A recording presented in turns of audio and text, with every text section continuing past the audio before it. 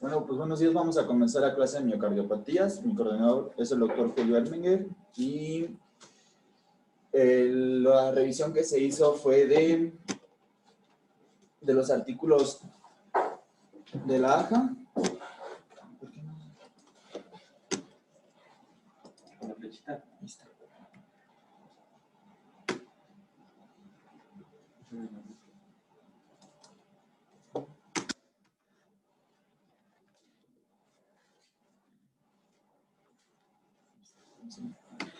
Los artículos que se revisaron fue de los artículos de la AJA y primero tenemos que definir lo que es una miocardiopatía. Como sabemos, es un grupo heterogéneo de enfermedades donde el órgano diana va a ser el miocardio y normalmente van a presentar una disfunción mecánica o eléctrica. Esto va a producir tanto una hipertrofia ventricular o una dilatación en dependencia. Su etiología va a ser de forma variable, por lo tanto, esto lo considera como un grupo heterogéneo y lo más frecuente van a ser las causas genéticas. Dentro de la patología, sabemos que las miocardiopatías son poco frecuentes en niños y abarca un gran número de enfermedades. La incidencia anual reportada es de 1.1 a 1.5 por cada 100,000 niños en menores de 18 años. Y los últimos artículos están manejando que es de 1.5 por cada 1,500. Es decir, que ha habido mayor incidencia debido a que actualmente pues el diagnóstico se va enfocado, pues se va buscando a través de pesquisas en lo que son las consultas de cardiología. Dentro de los antecedentes históricos tenemos que en 1850 se reportaba como la única causa la miocarditis crónica. Posteriormente, en 1900, fue donde se introdujo por primera vez el término de miocardiopatías primarias y fue hasta 1957 donde por primera vez hablamos de un concepto de lo que es una miocardiopatía.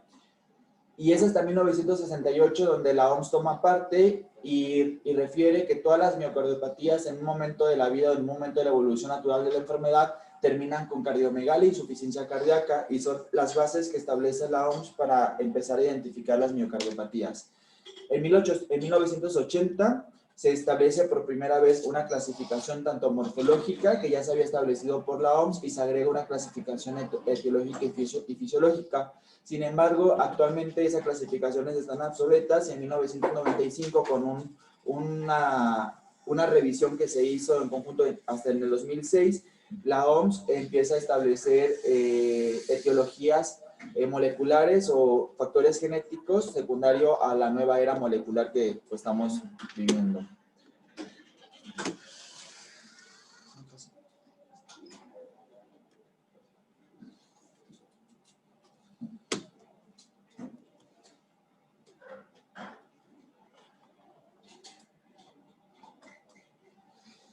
En 1995, como habíamos dicho, la Federación de Cardiología, en el Task Force, clasifica la miocardiopatía en 5 grupos.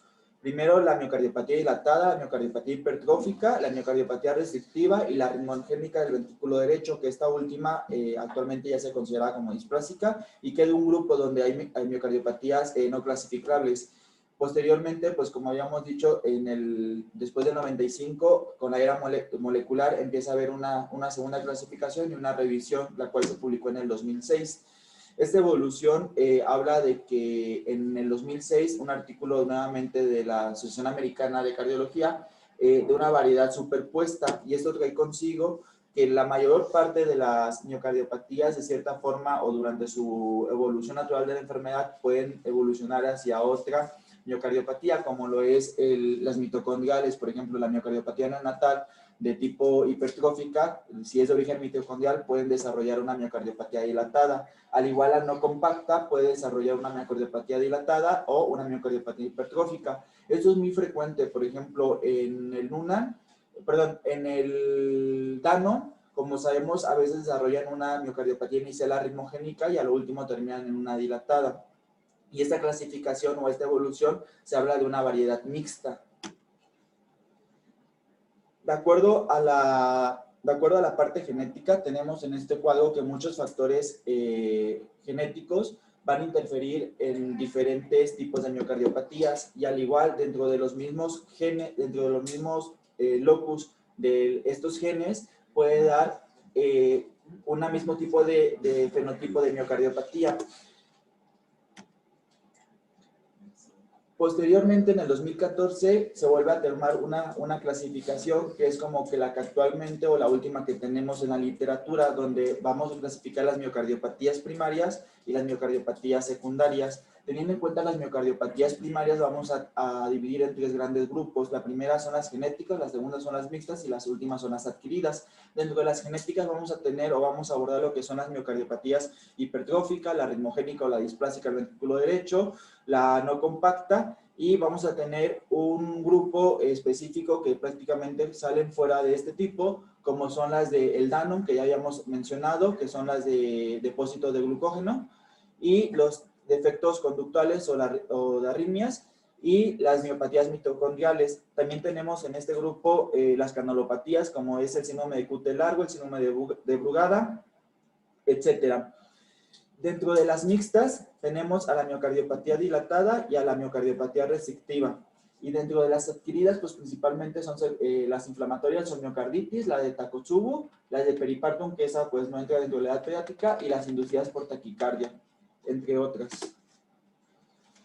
La epidemiología que se maneja, tenemos que la miocardiopatía dilatada y la hipertrófica van a ser las dos miocardiopatías que mayor frecuencia se encuentran, predominando principalmente lo que es la miocardiopatía hipertrófica con 0.57 por cada 100.000 nacidos vivos, y la miocardiopatía dilatada con 0.47 por cada 100.000 nacidos vivos. Dentro de la miocardiopatía restrictiva, tenemos que representa solamente el 4.5% de las miocardiopatías, son de las menos frecuentes, y su incidencia es de 0.03 a 0.4 por cada 100.000 nacidos vivos. Dentro de las no compactas van a representar el 8% del 4.8% de las miocardiopatías, teniendo una mayor incidencia si son menores de 12 meses, de 0.8 por cada 100.000 nacidos vivos, y si la edad es de 1 año a 10 años, estos presentan una incidencia de tenerla de 0.12 por cada 100.000 nacidos vivos. El fenotipo mixto, dentro de las más frecuentes de las mixtas son la miocardiopatía restrictiva y la miocardiopatía hipertrófica, con esta evolución, donde normalmente el comportamiento suele presentarse en el 30% de los pacientes. Vamos a empezar con lo que es la miocardiopatía hipertrófica. Por concepto, la miocardiopatía hipertrófica va a estar definida por la presencia de un aumento de lo que es la pared del ventrículo izquierdo, sin una explicación o una anomalía adyacente que condicione esta patología. ¿Eso qué quiere decir? Que cuando hablamos de una miocardiopatía hipertrófica, el paciente no debe tener una enfermedad adyacente como la hipertensión pulmonar o la estenosis valvular aórtica que condicione este grado de hipertrofia. También podemos encontrar en la literatura que cuando hay un aumento del espesor de la pared ventricular mayor de 15 milímetros de localización variable, ya podemos hablar de una miocardiopatía hipertrófica. Sin embargo, esto va a variar en la edad pediátrica, debido a que todo en la edad pediátrica pues tenemos que sacar Z-score, y entonces vamos a hablar mayor de 2 desviaciones estándar. No vamos a tomar tanto el número milimétrico que mida la pared, sino más que nada las desviaciones estándar que nos pueda producir esa pared. Dentro de la epidemiología tenemos que es muy frecuente que sea autosómica dominante, va a ser la enfermedad cardíaca más común y va a ser la miocardiopatía más común en edad pediátrica. En América del Norte y Europa y en Asia la prevalencia es de 0.02 hasta 0.23% en adultos. En niños es mayor, es hasta 1.5 por cada 1.5 por cada 1.000 nacidos vivos. Y es muy frecuente en lo que es en el sexo masculino.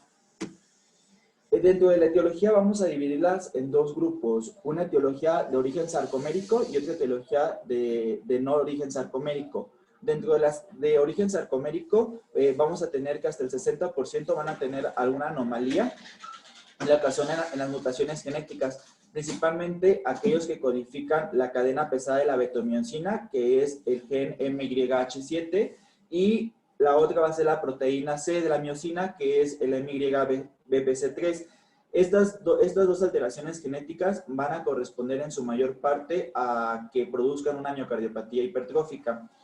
Dentro de las causas no genéticas van a ser del 5 al 10%, y estas principalmente se van a deber o van a ser secundarias a trastornos de metabolismo, por ejemplo, Pompe, Danon, lisosomales, entre otras.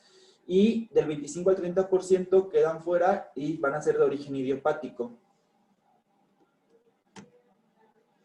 En este dibujo tenemos en cuenta todos los genes que codifican diferentes tipos de elementos del miofilamento cardíaco, y tenemos en los cuadros rojos los dos principales proteínas que van a ser la miosina, proteína C, y la betamiosina, donde principalmente vamos a tener en cuenta que en conjunto van a ser el 70% de las causas genéticas a nivel del filamento que van a tener o que van a causar la enfermedad. Es por tanto que se ha implementado lo que el famoso screening familiar. Cuando tenemos un paciente con miocardiopatía, con miocardiopatía, sobre todo la hipertrófica, siempre hay que tener en cuenta un screening familiar. Y esto va a depender de la edad del paciente. Se habla de que cualquier evaluación que se haga a un familiar de forma directa, es decir, la primera línea de parentesco, debe ser a través de la clínica, la ecocardiografía y el electrocardiograma.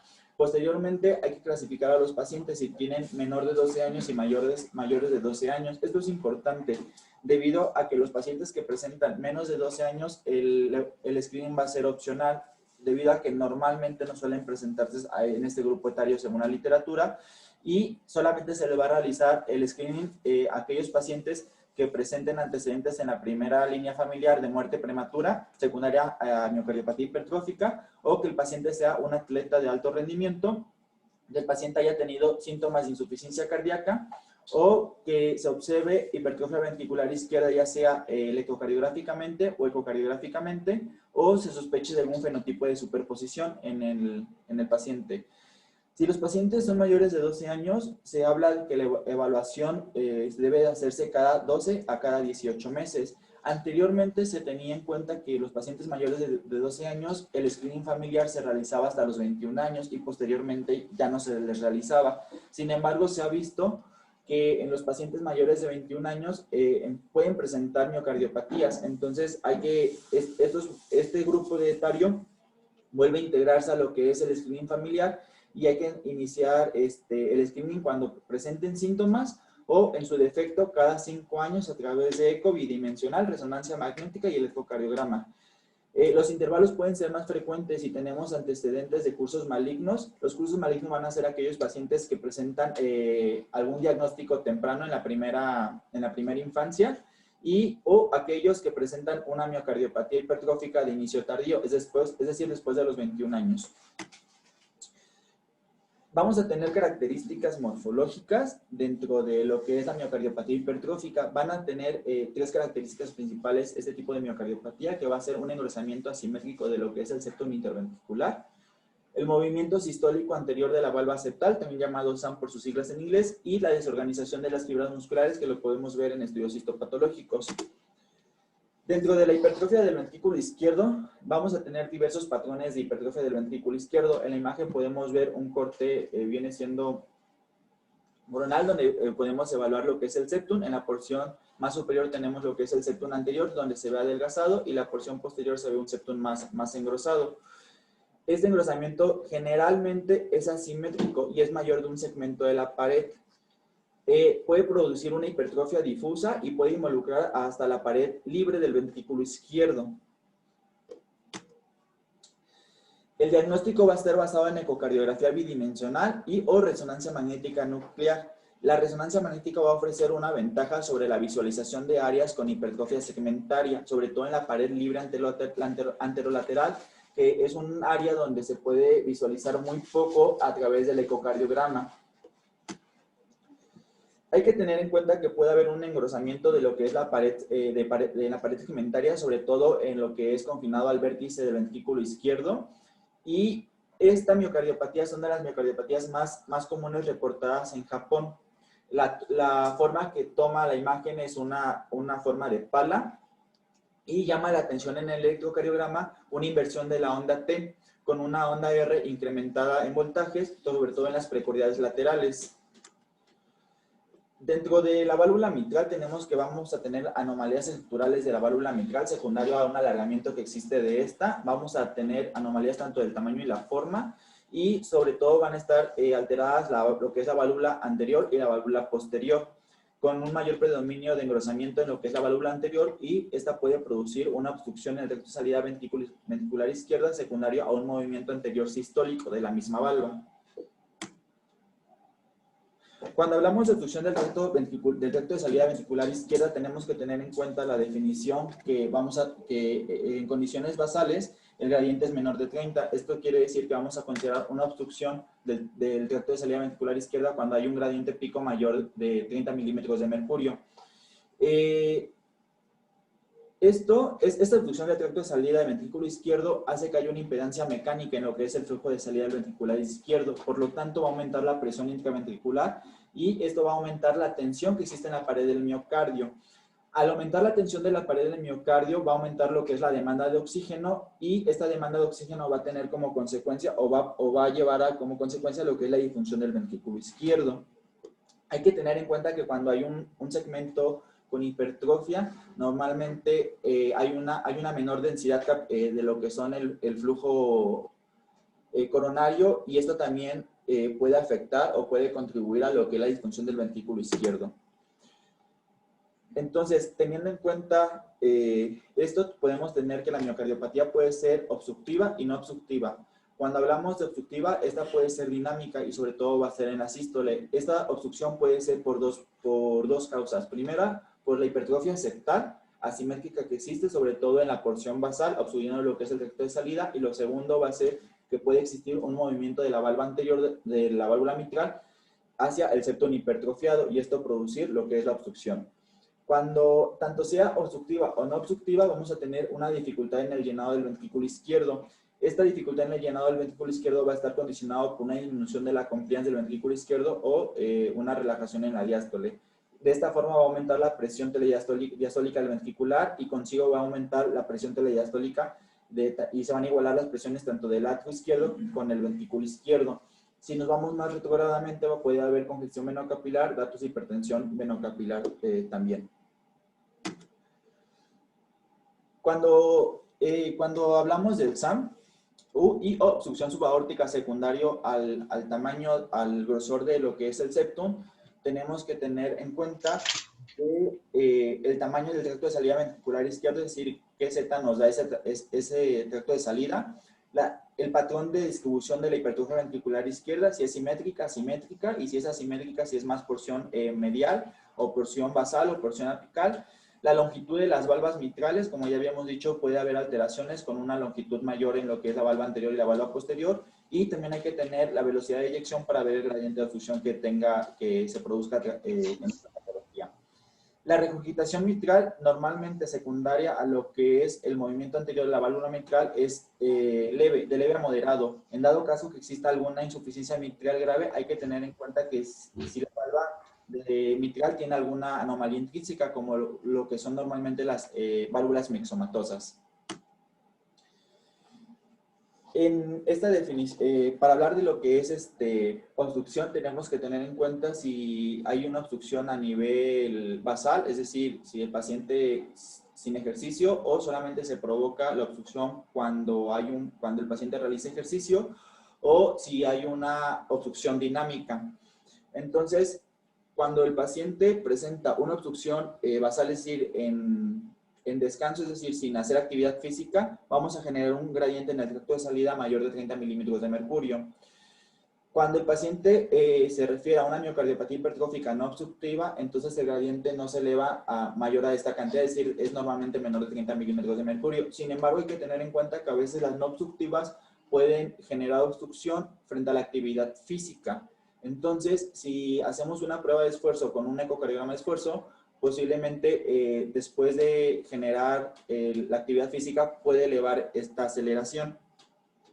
Y cuando hablamos de obstrucción dinámica, es aquella cuando el paciente en reposo no tiene menor de 30 milímetros de mercurio el gradiente, pero frente a actividad física o provocada presenta un gradiente mayor de 30 milímetros de mercurio en el tracto de salida del ventrículo izquierdo.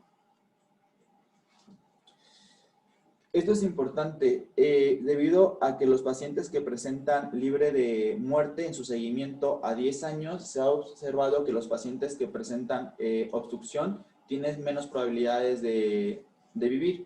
Es decir, tienen mayor mortalidad en comparación a aquellos pacientes que no presentan obstrucción del tracto de salida ventricular izquierdo. Y esto es normalmente porque los pacientes que presentan obstrucción se altera el flujo anterogrado y por lo tanto vienen los síncopes, datos de bajo gasto cardíaco y se relaciona mucho a lo que es muerte súbita.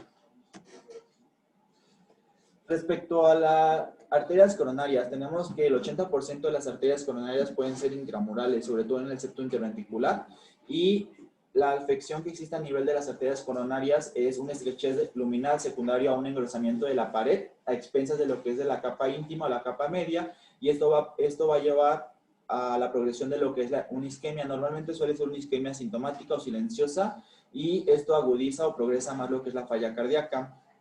Cuando hacemos una resonancia magnética podemos observar áreas de fibrosis. Hay que tener en cuenta que en las miocardiopatías normalmente las áreas de fibrosis son segmentarias y no es en parches como lo que es en la cardiopatía isquémica en el adulto. Entonces eso es importante en lo que es la resonancia magnética. Puede también producir estas alteraciones coronarias una disfunción sistólica del ventrículo izquierdo y puede llevar a lo que son las taquiarritmias ventriculares. Y el estudio de elección para ver esto es el PET. ¿Qué pasa con la disfunción diastólica? La disfunción diastólica vamos a tener 3 factores que nos van a llevar a que esta afección se desarrolle, y va a ser principalmente lo que habíamos dicho: el grado de hipertrofia ventricular izquierda, la fibrosis miocárdica, lo que es la desorganización de los miocitos, y esto como consecuencia va a tener la pérdida de compliance o la pérdida de relajación del ventrículo izquierdo. Vamos a afectar lo que es el llenado rápido ventricular, que va a ser prolongado, va a haber una disminución de la velocidad y volumen del llenado ventricular, y por ende va a haber un aumento de la sístole auricular para compensar dicho llenado, y esto va a traer como consecuencia datos de falla cardíaca, sobre todo izquierda, síntomas de fatiga, disnea de esfuerzo, y puede provocar hasta dolor anginoso, etc. Cuando la aurícula se dilata, podemos observar también taquiarritmias auriculares. Dentro de la evolución de la enfermedad o perfil pronóstico y posibles evoluciones tenemos dos extremos. Uno es que el paciente tenga síncopes y haga muerte súbita por bajo gasto cardíaco, y lo otro es que el paciente evolucione de forma benigna, estable y alcance una edad mayor. Dentro de estos dos extremos tenemos que puede desarrollar disfunción diastólica, como ya habíamos visto, posteriormente disfunción sistólica en la fase tardía principalmente, fibrilación auricular secundario a la dilatación auricular que puede haber, y puede provocar también derrames. Vamos a clasificar los tipos morfológicos de miocardiopatía hipertrófica. Vamos a dividirlas en 2 grupos. Principalmente, cuando hablamos de obstructiva, vamos a tener una septal asimérgica con obstrucción basal medio sistólica y gradiente en el tracto de salida ventricular izquierda. Y la segunda obstructiva va a ser la obstrucción medio ventricular. Dentro del grupo de las no obstructivas vamos a tener 5 tipos. La principal va a ser la concéntrica o asimétrica, la apical, la septal asimétrica sin obstrucción, la lateral y o posterolateral del VI, y la última va a ser la del ventrículo derecho. La primera que vamos a describir va a ser la miocardiopatía hipertrófica forma obstructiva. Esta miocardiopatía hipertrófica tenemos que en el septum interventricular, como vemos en la imagen superior izquierda, hay una asimetría del septum con un engrosamiento en lo que es la región basal. Este engrosamiento de la región basal puede dar obstrucción del tracto de salida ventricular izquierdo. A su vez, podemos también ver que en la miocardiopatía hipertrófica o de forma obstructiva, la valva anterior de la mitral puede obstruir en la sístole el tracto de salida ventricular izquierdo y producir un efecto de Bernoulli. En la segunda obstructiva vamos a tener la hipertrófica y obstructiva medio ventricular, donde podemos observar en la imagen que la porción media del ventrículo está hipertrofiado, dando una imagen en lo que es arena de reloj, Y tenemos que tener en cuenta que de cefalocaudal el grosor del músculo es mayor en relación a lo que es la porción apical. Esto va a dar como consecuencia que la porción apical pueda generar una forma neurosmática del ventrículo izquierdo. Dentro de las no obstructivas, tenemos que en estas variantes no se presenta una disminución progresiva de lo que es la pared, es decir, normalmente en las otras la parte basal había un aumento de grosor en comparación a la parte apical. En esto no hay una variabilidad en lo que es el grosor, es totalmente simétrica. Y tenemos en la primera, que es lo que es la septal asimétrica sin obstrucción, que es la que pueden observar en la imagen superior izquierda, donde van a representar el 70% de este grupo y tenemos que tener en cuenta que la relación del septo y de la pared posterior libre es mayor de 1.3, que prácticamente va a ser uno de los criterios para su diagnóstico. También tenemos la apical, que va a representar el 3% de todas las miocardiopatías hipertróficas. Es la segunda más frecuente y está principalmente descrita en Japón, que es la que habíamos visto en las imágenes anteriores. Posteriormente está la concéntrica o la simétrica, que aproximadamente está en un 20% de los casos. También podemos ver lo que es la lateral y o posterolateral del ventrículo izquierdo en la pared libre. Y por último, la del ventrículo derecho. La del ventrículo derecho vamos a tener un diagnóstico cuando 2 o más segmentos del ventrículo derecho están hipertrofiados y cuando al menos en 2 mediciones de la pared del ventrículo derecho se registran más de 2 desviaciones estándar, lo que ya habíamos hablado.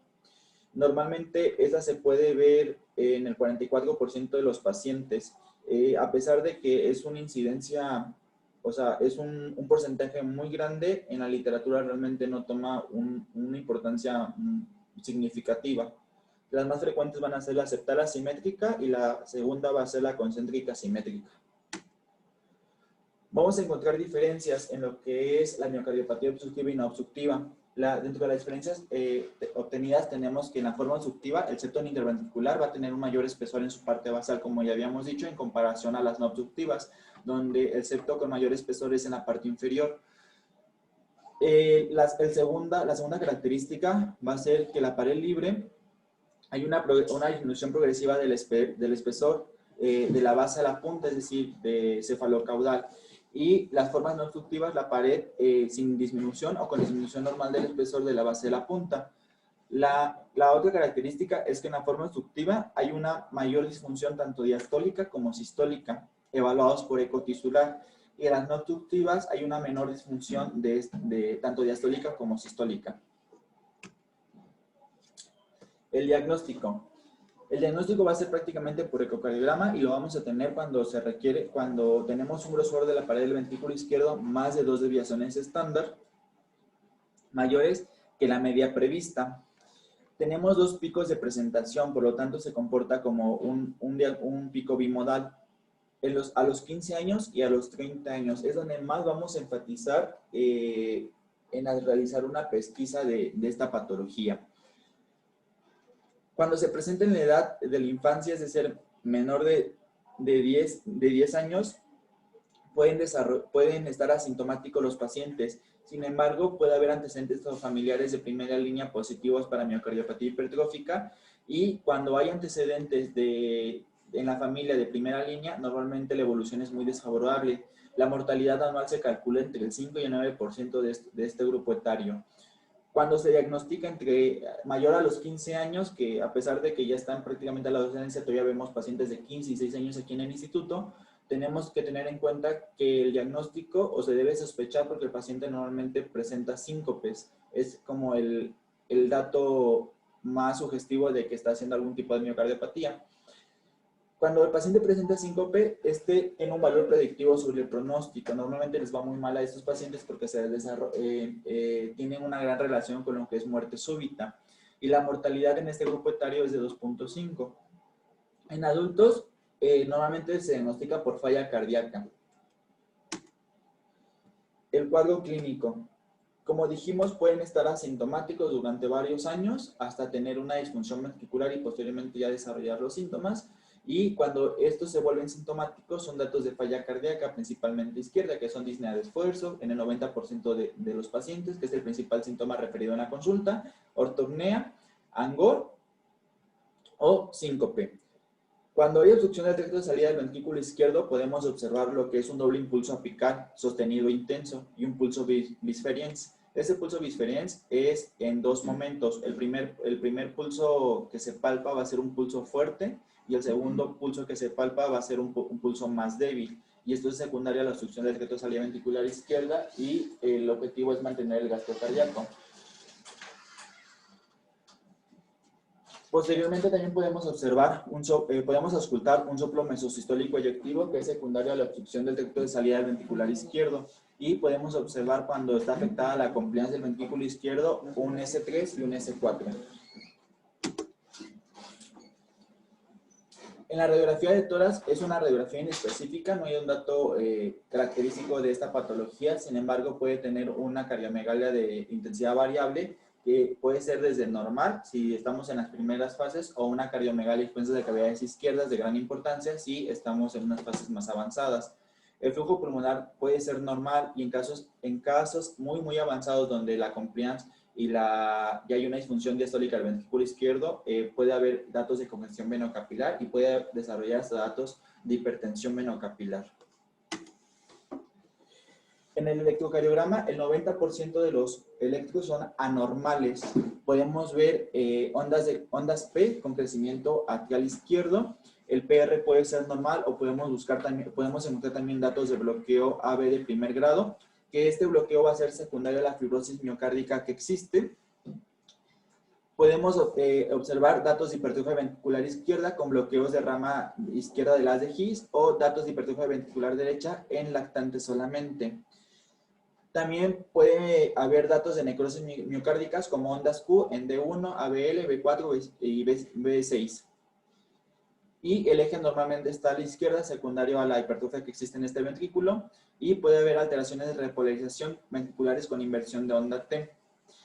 El patrón Strien es importante. El patrón Strien habla de inversión de la onda del segmento ST convexo y una onda T asimétrica invertida, sobre todo en las derivaciones B5, B6. El patrón Strien, como había mencionado, es un patrón pronóstico y nos habla de fibrosis miocárdica. Entonces, siempre que veamos un patrón Strien, tenemos que pensar que el paciente tiene una fibrosis importante y que posiblemente el paciente también puede tener alteraciones coronarias, muy independiente de la hipertrofia del miocardio secundaria a esta miocardiopatía.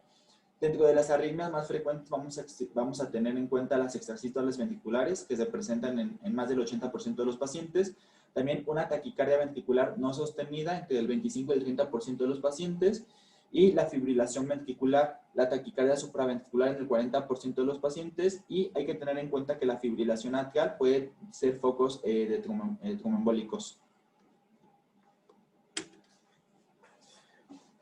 También podemos observar en el electrocardiograma datos sugestivos de enfermedades específicas. Por ejemplo, si existe un acortamiento del intervalo PR, nos está hablando de un síndrome de preexcitación, y esto es muy frecuente en las enfermedades de Pompe, en la enfermedad de Danon y en las enfermedades mitocondriales. Si existe un bloqueo AB, es muy frecuente en las enfermedades mitocondriales y en las enfermedades de depósito, incluyendo Fabry o Anderson. Si existe un eje extremo un eje extremo a la izquierda o una hipertrofia ventricular izquierda importante, mayor de 50, que es el score. En pediatría sabemos que estos índices de Sokolov no son válidos. Tenemos que tener en cuenta enfermedades de Pompe, enfermedades de Danon, y pueden ser causadas por preexcitación solamente también. Cuando tenemos QRS de bajos voltajes, tenemos en cuenta enfermedades como amiloidosis. Cuando tenemos un eje al extremo superior, tenemos que tener en cuenta que el paciente puede estar con un síndrome de Noonan, se relaciona con este. Cuando la onda es negativa, la onda T es negativa, hay que tener en cuenta que posiblemente la miocardiopatía se está desarrollando en la porción más apical que la basal. También cuando hay una elevación del ST, tenemos que tener en cuenta que posiblemente la hipertrofia es más distal. Ok. En los pacientes menores de 30 años suelen presentar alteraciones electrocardiográficas en el 90% de los pacientes, y lo que normalmente nos llama la atención en este grupo etario son las ondas Q, que ya habíamos mencionado. Normalmente las alteraciones del ST y el grado de hipertrofia ventricular izquierda ocupan el mismo porcentaje, sí están presentes, pero lo principal que nos debe de llamar la atención en el electrocardiograma son las ondas Q o el patrón Q que habíamos mencionado. En el ecocardiograma, como habíamos dicho, el ecocardiograma es el método de elección. Tenemos una relación del septum con la pared del ventrículo izquierdo mayor de 1.3 a 1. Hay que ver si hay movimiento anterior de la válvula septal de la válvula mitral, que normalmente se producen en los dos primeros tercios de la sístole, y con esto hay que ver el grado de obstrucción.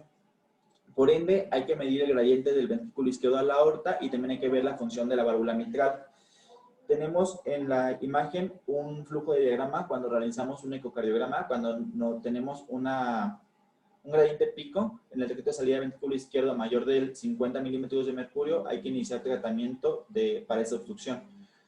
En el otro extremo, en el esquema derecha, tenemos que cuando el gradiente es menor de 50 milímetros de mercurio, vamos a tener dos vertientes. Si el paciente está asintomático, ¿ya? Se va a repetir el ecocardiograma en un año. Si el paciente presenta un gradiente menor de 50 milímetros de mercurio en el decreto de salida ventricular izquierdo, pero existe síntomas, ¿okay? Hay que valorar hacer un ecocardiograma de estrés frente al ejercicio. Si en este estudio el gradiente es mayor de 50, se va a proceder a dar tratamiento a la obstrucción del decreto de salida ventricular izquierda, que lo vamos a ver más adelante. Y si el gradiente es menor del 50 milímetros de mercurio, entonces vamos a iniciar manejo sintomático y evitar las complicaciones. Las aportaciones ecocardiográficas vamos a tener en cuenta en este tipo de miocardiopatía las dimensiones y volúmenes del ventrículo izquierdo, la magnitud, distribución y localización de la hipertrofia ventricular, la función sistólica ventricular, la función diastólica ventricular, que es importante, la presencia de obstrucción dinámica del decreto de salida ventricular izquierda y el grado, existencia del movimiento anterior sistólico de la válvula mitral, la cuantificación del gradiente en el decreto de salida ventricular izquierda, tanto en reposo y con maniobras de provocación o maniobras de Valsalva, existencia y cuantificación de la insuficiencia mitral y cuantificación de la presión pulmonar. Hay que descartar patologías que puedan dar lugar a hipertrofia ventricular, como es la estenosis aórtica valvular o hipertensión arterial.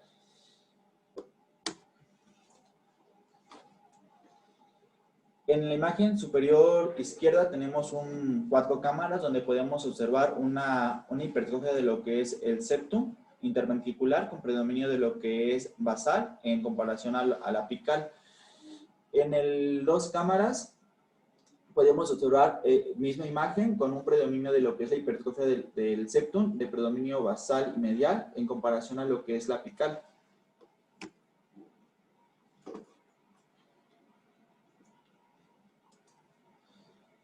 En la imagen superior izquierda vemos en 3 cámaras cómo acelera lo que es el decreto de salida ventricular izquierdo, y es uno de los datos que ya habíamos mencionado que hay que buscar de forma intencionada.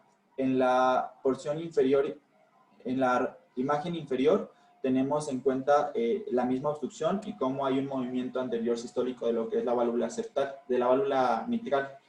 Y en la imagen con Doppler superior derecha podemos ver cómo acelera ese tracto de salida.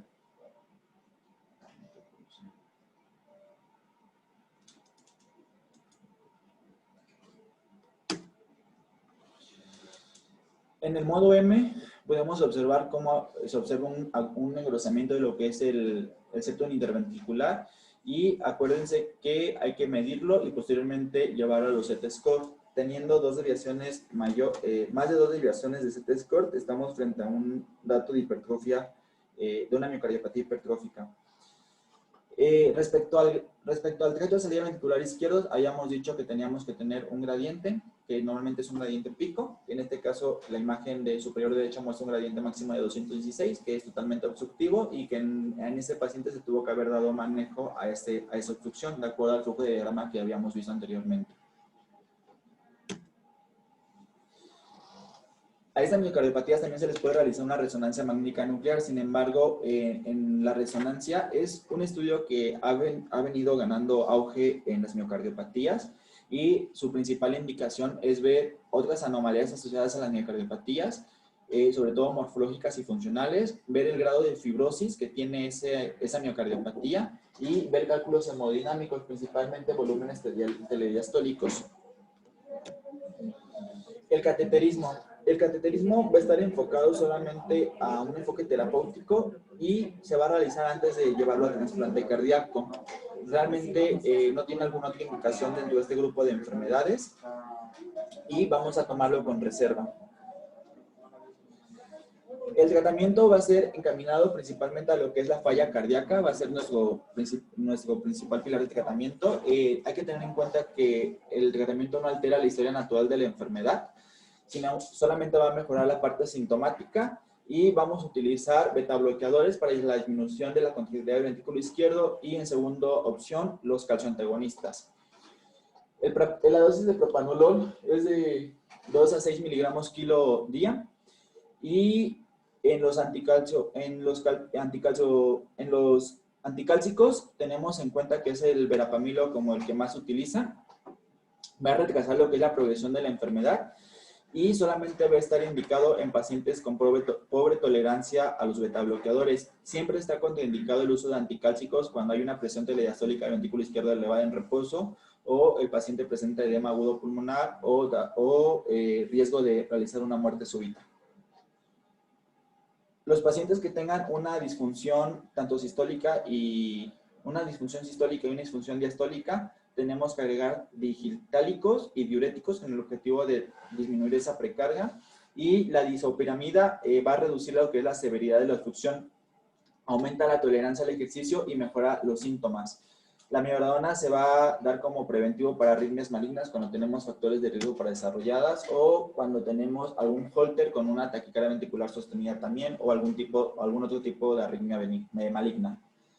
El tratamiento quirúrgico. El tratamiento quirúrgico va a estar destinado a lo que es la mioectomía septal o morro, donde normalmente los pacientes van a tener una mejoría del 90 al 95% de lo que es la sintomatología y está indicada cuando la miocardiopatía sea totalmente obstructiva, es decir, un gradiente mayor de 50 milímetros de mercurio y siempre y cuando tenga respuesta al betabloqueador o al anticálcico.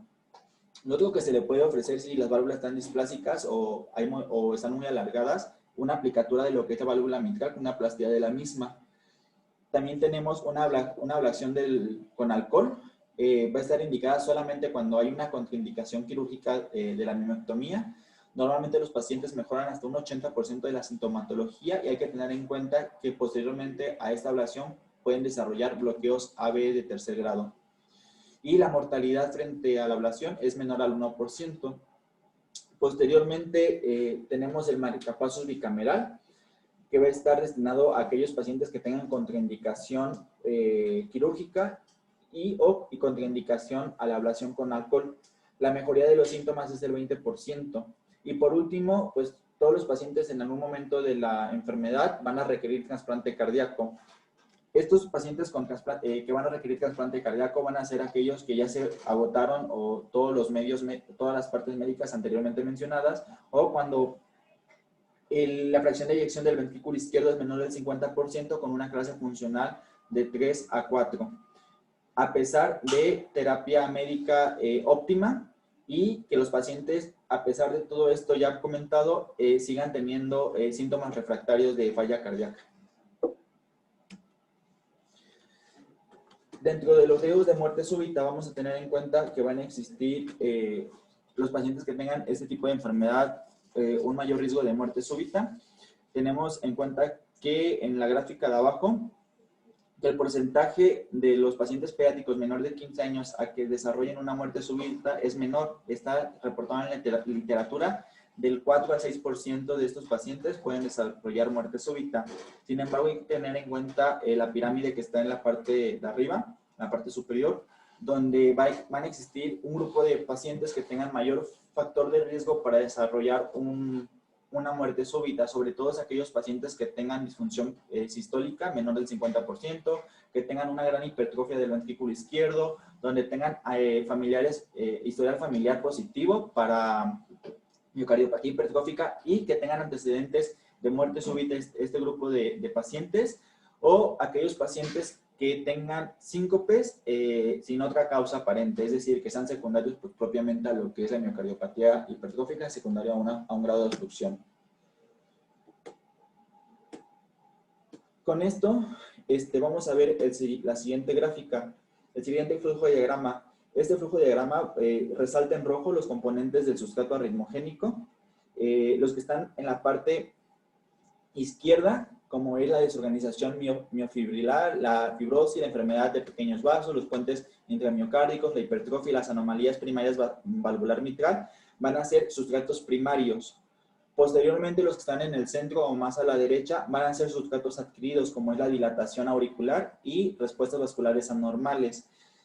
Los cuadros que están en rosa van a ser los mecanismos intermediados e implicados en lo que es la génesis de arritmia, es decir, aquellos factores que van a predisponer a que el paciente haga más arritmias y por ende mayor riesgo de arritmias malignas que nos pueden desarrollar muerte súbita, como son las microentradas, la isquemia, la dispersión de potenciales, la disfunción diastólica, la obstrucción dinámica y la insuficiencia mitral y la hipotensión. Y en el cuadro azul, en los cuadros grises, son aquellas arritmias que nos van a llevar directamente a lo que es la muerte súbita, nos van a provocar una muerte súbita, como es el bloqueo completo, la fibrilación ventricular, las arritmias ventriculares y las arritmias auriculares. Entonces, vamos a tener factores principales para desarrollar esta muerte súbita, como son las paradas cardíacas previas, secundarias principalmente a fibrilación ventricular, las taquicardias ventriculares sostenidas espontáneas, historias familiares de muerte súbita prematura, como ya habíamos mencionado, el síncope sin causa aparente. Aquí en el grosor máximo de 30 milímetros es sobre todo en adultos. En niños es una gran hipertrofia de la pared. Las taquicardias ventriculares no sostenidas, sobre todo en Holter. En ocasiones no tenemos en el electro datos de taquiarritmia, sin embargo, cuando mandamos a hacer un Holter que lo deben de llevar todos los pacientes, podemos encontrar taquicardias ventriculares no sostenidas, sobre todo mayor de 3 latidos en 120 minutos. Entonces, eso puede ser un factor para desarrollar lo que es muerte súbita. Ok. Entonces, la segunda miocardiopatía va a ser miocardiopatía dilatada. Nuevamente es una revisión de la AJA.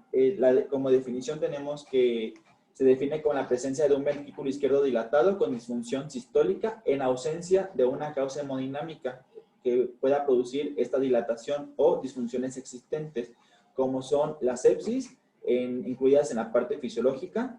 Las anatómicas pueden ser coartación de la aorta o isquemia, sobre todo, por ejemplo, la capa, que es muy frecuente. Bueno, no es tan frecuente dentro de nuestro grupo etario, pero son de las que hay que tener en cuenta. Ya nos pasó una vez, creo que en la sala. Entonces, dentro de la epidemiología tenemos en cuenta que es la miocardiopatía más frecuente y es la primera causa de trasplante cardíaco. La incidencia en América Latina y en Estados Unidos es muy similar, de 1 por cada 2.500 vivos.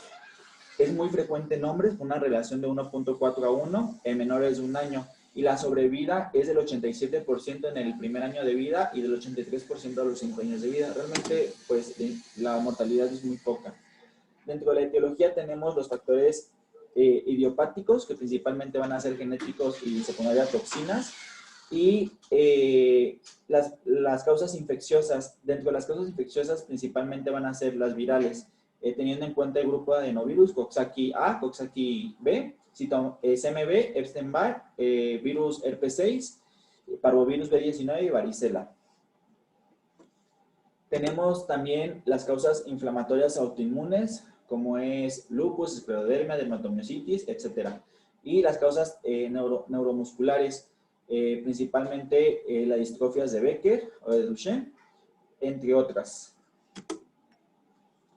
Dentro de las causas genéticas vamos a tener que principalmente hay una afección en lo que es la transcripción de lo que son la troponina T y la troponina I.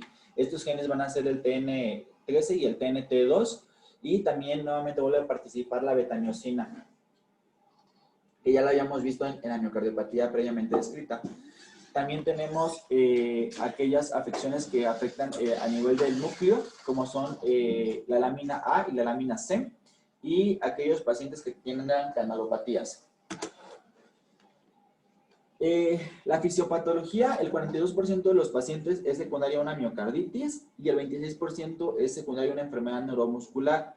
Dentro de las enfermedades neuromusculares, el 80% es secundaria a una distrofia muscular de Duchenne y el 10% es de una enfermedad muscular de Becker. Cuando no tenemos una causa aparente es cuando vamos a establecer un de origen idiopático, y va a ser siempre un diagnóstico de descarte. Por lo tanto, siempre los pacientes hay que abordarlos en todos estos grupos etiológicos y mandar a hacer la parte genética también, que es importante. Normalmente son autosómicos dominantes cuando existe un patrón familiar, y cuando existe este mismo patrón son de mal pronóstico. En el esquema tenemos que cuando existe una infección, ya sea viral, bacteriana, fúngica, etcétera, o cuando estamos frente a exponentes tóxicos como drogas, etcétera, vamos a tener una primera fase. En esta primera fase va a estar mediada principalmente por citoquinas, y va a haber una muerte celular a nivel del miocito, dando así lo que es una miocarditis aguda. Esta miocarditis puede producir una activación de lo que son las células T, y puede inducir a la larga lo que son anticuerpos, y por lo ende evolucionar lo que es una miocarditis autoinmune o una miocarditis autorreactiva. Cuando no es así y solamente se comporta con el proceso inflamatorio celular, o existe solamente el proceso inflamatorio celular, esta miocarditis aguda puede evolucionar a lo que es una resolución de la miocarditis. Es decir, está destinado a 4 días, una semana, que es lo que marca la literatura, o puede evolucionar a una miocarditis crónica, que es cuando la inflamación se potencializa y empiezan a aparecer, aparte de los daños de la activación celular, otro tipo de activación. Esta miocarditis crónica puede tener 4 evoluciones. La miocarditis crónica puede ser una miocarditis solamente crónica, ¿ya? Donde principalmente vamos a encontrar el agente causal, no va a haber anticuerpos y hay un proceso inflamatorio muy, muy alto. Posteriormente, esta miocarditis crónica también puede estar relacionada con lo que es la autoinmune, donde nuevamente volvemos a encontrar los agentes causales, pero también están anticuerpos presentes. Y la otra es la que puede evolucionar a una miocardiopatía dilatada, que es lo que habíamos dicho que el 42% de las miocarditis pueden desarrollar. En el diagnóstico de la miocardiopatía dilatada, tenemos que todos los pacientes desarrollan un grado de falla cardíaca. En los lactantes normalmente se presentan taquipnea, disnea, diaforesis, dolor abdominal y disminución de la uresis. En los niños mayores normalmente es disnea o fatiga al esfuerzo físico, pueden presentar infecciones respiratorias agudas a repetición, y pueden presentar datos de embolia periférica, como son las enfermedades cerebrovasculares. Siempre hay que tener en cuenta, para establecer si tiene repercusión o no tiene repercusión, los datos de ROS modificado, que son menores de 14 años, el ROS, y menores de 2 años ocupa un ROS modificado. La NIJA esa clasificación de NIJA se va a ocupar en niños mayores de 14 años solamente. En la exploración física podemos tener la inspección desde edema, citis, ingurgitación yugular o datos físicos de choque. En la palpación, choque de la punta desplazado, pulsos débiles, llenado capilar retardado, hepatomegalia. Y a la auscultación normalmente existe datos de un ritmo galope, secundario de falla cardíaca, y un soplo holosistólico cuando existe insuficiencia mitral. En la radiografía de tórax también es una radiografía inespecífica, donde va a haber un grado variable de cardiomegalia en dependencia de predominio de cavidades izquierdas, Puede haber una imagen de doble contorno por dilatación del lado izquierdo secundario a la insuficiencia mitral, que es el cuarto arco que ya conocemos. Podemos observar datos de hipertensión venocapilar, datos de hipertensión venopulmonar y podemos observar hasta derrames pleurales o derrames pericárdicos. En el ecocardiograma, el 90% también son electrocardiogramas anormales, donde van a predominar en el 48% arritmias atriales, sobre todo flutters y fibrilaciones. Dentro de las arritmias ventriculares, el 30% pacientes y sobre todo van a hacerse, se pueden obtener en el Holter. En el 58% de los pacientes presentan taquicardias ventriculares no sostenidas. En el 45% de los pacientes pueden presentar hipertrofias de cavidades izquierdas y pueden tener hasta hipertrofia ventricular derecha. Pueden haber imágenes sugestivas de infarto en el 40% de los pacientes con cambios de segmento ST y onda T. Puede haber bloqueos de primer grado y otras anomalías de conducción en el 86% de los pacientes. El bloqueo de rama izquierda y el bloqueo anterior izquierdo es muy frecuente en este grupo de patología. En un artículo publicado en el 2012 en Texas, se habla que las arritmias auriculares en el 46% de los pacientes son de este origen y que entre las más frecuentes de las arritmias auriculares va a ser la fibrilación auricular. En otro estudio de Grubut y colaboradores de 161 niños, predominó lo que son las arritmias ventriculares. La mayoría de los artículos mencionan que las arritmias auriculares son las que predominan en este grupo de enfermedad. En el ecocardiograma podemos observar lo que son dilatación de cavidades izquierdas, hipocinesias o hipokinesias difusas, discinesias segmentarias de origen isquémico y tenemos que tener en cuenta aquí el volumen telediastólico del ventrículo izquierdo indexado, que es mayor de 80 milímetros por metro cuadrado, y el diámetro telediastólico, que es mayor de 2.7 centímetros por metro cuadrado. Aquí la FEBI se ve afectada, menor al 50%, con una fracción de acortamiento del menor al 20%, y hay que hacer un eco tisular para ver disfunción diastólica. Siempre hay que buscar trombos intracavitarios, sobre todo en el ápex, y datos de insuficiencia mitral y datos de hipertensión arterial pulmonar.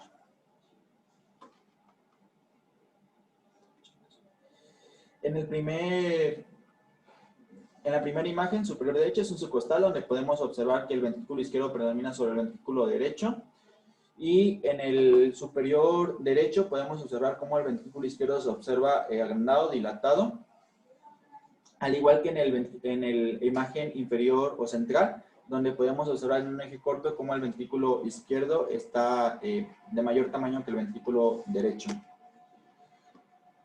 Cuando nos vamos al modo M, podemos ver cómo se afecta lo que es la fracción de eyección, que está menor al 50%, con una fracción de acortamiento pues menor al 20%. En este caso está el 23, que está limítrofe con afección de lo que es la fracción de eyección. Igual en el 4 cámaras se observa cómo la fracción de eyección está afectada con el 27%. En la superior derecha podemos ver cómo hay insuficiencia mitral, que son otros de los datos que tenemos que observar. El volumen de la aurícula derecha y el área auricular también. Y posteriormente esto llevarlo a Z-score para ver que está anormal. Y por último, el volumen telediastólico, que en este caso debe ser indexado, como ya habíamos dicho, y el volumen telesistólico con una fracción de eyección del ventrículo izquierdo por 3D de 14.9 en este paciente, que es donde se confirma pues ya que el paciente presenta una miocardiopatía dilatada por estos volúmenes y por las imágenes previas ya comentadas. En la resonancia magnética, la miocardiopatía dilatada se va a realizar debido a que existe una diferenciación entre lo que es la miocardiopatía dilatada y la disfunción ventricular secundaria a una etiología isquémica. Esto es importante debido a que es el único estudio que nos va a dar como objetivo diferenciar si tengo fibrosis propiamente de la miocardiopatía dilatada, que va a ser global, o si tengo fibrosis en parches, como es característico de lo que es la miocardiopatía isquémica o la etiología isquémica. En la resonancia magnética podemos observar aumento de volúmenes ventriculares, aumento de la masa miocárdica, disminución de la fracción de eyección y trastorno de la contractibilidad. Y en los últimos años se está dando un gran auge a lo que es el tagging, que es el marcaje miocárdico, que nos va a hacer un diagnóstico diferencial entre una disfunción global, como ya les había mencionado, versus una disfunción segmentaria que es secundaria a una etiología isquémica. Entonces, cuando hagamos una resonancia magnética, siempre tenemos que tener en cuenta lo que es el marcaje miocárdico para hacer un diagnóstico diferencial. Vamos a tener 3 patrones en lo que es la resonancia magnética. Sin embargo, el patrón principal es que esa miocardiopatía dilatada tenga ausencia del realce tardío a través de este estudio. ¿Qué pasa cuando sí se observa el realce tardío? Cuando se observa este realce, lo más característico es que este sea de forma en parches o lineal longitudinal a nivel del ventrículo medio, y se localice sobre todo en el tabique interventricular. Lo otro, cuando aparece el realce tardío, nos puede indicar que existe fibrosis focal, y en estudios recientes van a sugerir que puede estar ocasionado secundario a un antecedente de miocarditis. O sea, cuando hablamos de fibrosis focal, en este estudio podemos asumir que en algún momento el paciente también tuvo datos de miocarditis.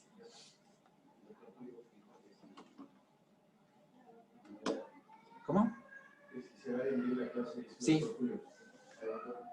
Sí, doctor, se va a dividir la clase en dos sesiones.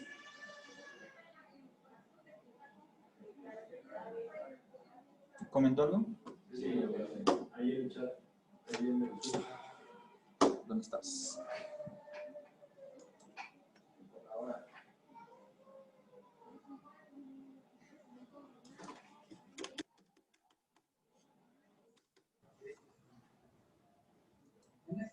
Buenos días, Yosafat. ¿Me escuchan? Sí, ya le escuchamos. ¿Sí me escuchan? Sí. Es que me habían comentado de dividir la clase en 2 sesiones por lo extenso del tema. ¿Cómo vamos? ¿Sí fue así o...? Estamos próximos a terminar miocardiopatía dilatada y nos harían falta 2 más, que sería la mitad. Pues si quieres, mejor terminemos ya miocardiopatía dilatada y la semana entrante organizamos la otra parte, porque ya son las 10 y ya empieza la consulta y si no se hace complicado la cosa. Sí, doctor. Está bien. Entonces terminamos miocardiopatía dilatada. Diga, hasta luego. Gracias, doctor. Y por último, va a ser lo que es la presencia de realce tardío en pacientes con miocardiopatía. Se va a asociar principalmente a lo que es un remodelado ventricular y una disfunción ventricular. Y estos pacientes que presentan realce tardío van a tener un peor pronóstico. En la imagen que sigue, podemos observar cómo hay una captación mesocárdica en la región de lo que es el tabique interventricular, de lo que es el contraste, y es muy característico de lo que es la miocardiopatía dilatada, como ya habíamos mencionado en la distribución. El cateterismo va a estar destinado solamente a dudas diagnósticas y nuevamente va a estar, por si hay duda en anatomía coronaria, para biopsia endomiocárdica, que va a ser útil para determinar la causa de la miocardiopatía. Cuando estamos en presencia de trombos del ventrículo izquierdo, es una contraindicación relativa del cateterismo y hay que tener en cuenta que la manipulación a través del cateterismo puede ocasionar arritmias. El tratamiento nuevamente va a estar destinado a lo que es la insuficiencia cardíaca, teniendo objetivos como mejorar la función cardíaca, reducir la carga del corazón, prevenir mayor daño miocárdico, evitar daño secundario a otros órganos y promover la recuperación de la función miocárdica. El tratamiento al final de la enfermedad va a ser el trasplante cardíaco y siempre hay que tenerlo en cuenta en el último estadio de la enfermedad. En los niveles de recomendación del tratamiento en la fase de descompensación es reposo y supresión de cualquier otro tóxico que pueda tener el paciente que nos afecte más el miocardio. Tenemos que tener en cuenta el uso de diuréticos, inhibidores del IECA, betabloqueadores y el uso de digitálicos. El uso de digitálicos solamente va a mejorar la morbilidad del paciente, y los inhibidores del IECA en los estudios que se ha hecho en la NIJA, estos son factores protectores en la mortalidad del paciente. En los antagonistas de aldosterona tienen un nivel de recomendación también 1 y solamente se van a ocupar en clase funcional 3 y 4. Hay que tener en cuenta que el uso de ionotrópicos, ya sea por vía oral o por IV, en clase funcional 4 solamente aumenta la mortalidad. Y el uso de anticoagulantes es un nivel de recomendación 2B y solamente va a estar indicado cuando hay insuficiencia cardíaca descompensada o el paciente tenga antecedentes de embolias o el paciente presente arritmias malignas que predispongan a embolismos. El trasplante cardíaco nuevamente va a estar indicado cuando haya fallado toda la estrategia médica con dosis óptimas en el tratamiento y el paciente ya haya tenido diuréticos, betabloqueadores y ECAs, es cuando al paciente se le va a ofrecer un trasplante cardíaco. El puente para el trasplante cardíaco puede ser el ECMO, puede ser la asistencia ventricular, que básicamente sería toda esta clase para continuar en la que sigue. No sé si tengan alguna pregunta. Vamos.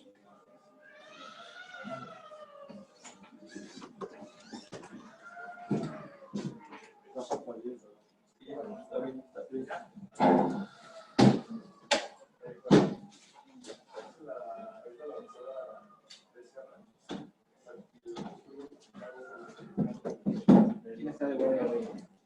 Gabriel y yo.